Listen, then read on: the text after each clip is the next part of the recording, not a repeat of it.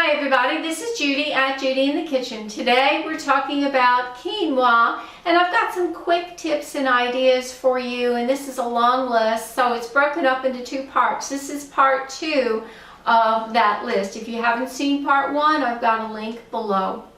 How about topping cooked quinoa with your favorite sauce? You could try an Alfredo sauce, a marinara sauce, some type of a pesto, or even a cheese sauce.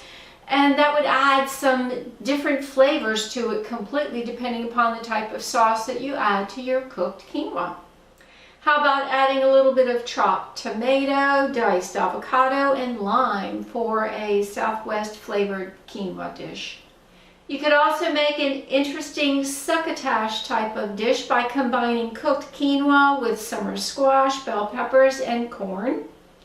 Now quinoa does soak up and retain a lot of water, so if there's any water left in the pot when you're finished cooking your quinoa, be sure to drain that off, and that will help to keep it from becoming a little too soggy for you.